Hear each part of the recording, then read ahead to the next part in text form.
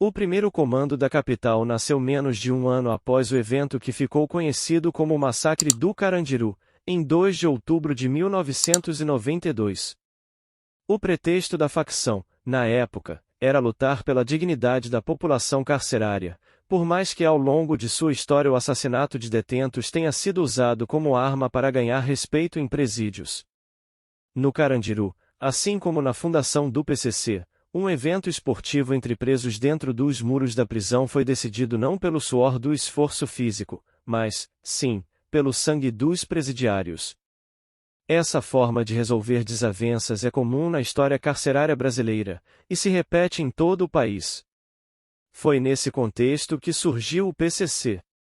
Em uma tentativa de conquistar o controle dos presídios, o grupo dos 8 fundadores começou a ditar ordens, buscar alianças e consolidar a liderança dentro das casas de detenção, nem que para isso fosse preciso utilizar a violência como caminho.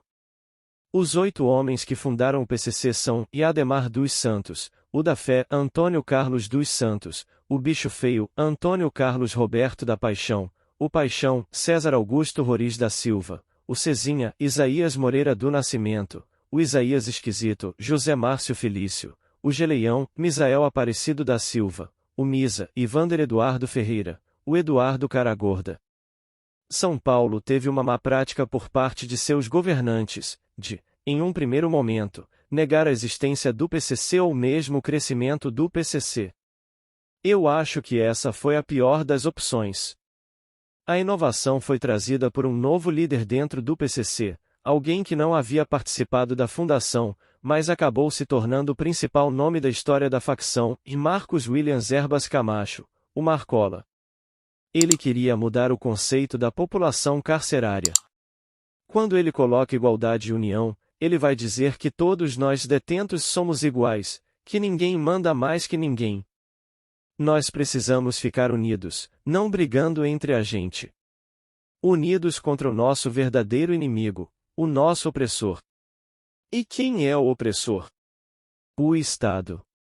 Em meados dos anos 2000, Cezinha e Geleião acusaram Marcola de passar informações sigilosas à polícia com a ajuda de sua mulher, Ana Olivato, que era advogada.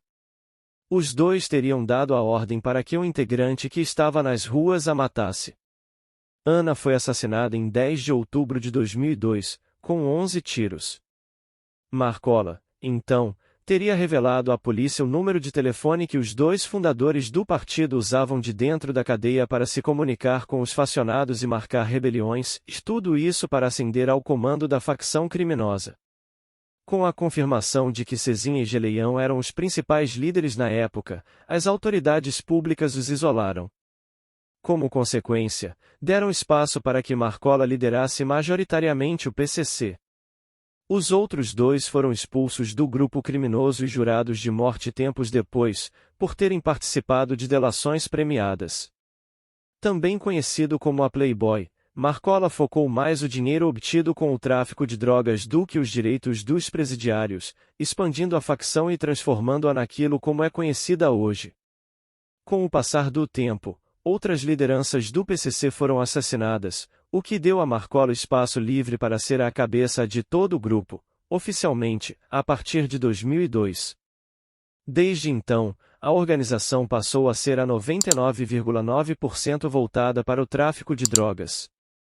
Eles são essencialmente traficantes, que mantêm uma relação muito próxima e até de associação com os cartéis bolivianos, que são os grandes fornecedores da cocaína.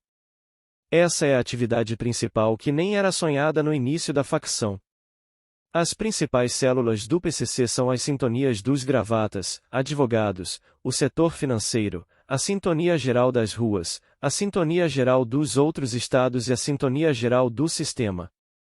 Em um organograma, ainda há hierarquia entre os facionados. A disciplina, por exemplo, reporta-se diretamente ao geral a de cada líder da sintonia geral das ruas.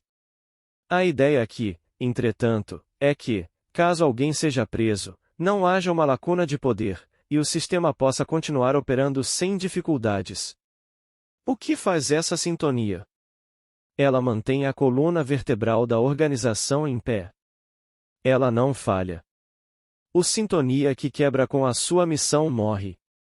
É isso que mantém a facção em pé até hoje.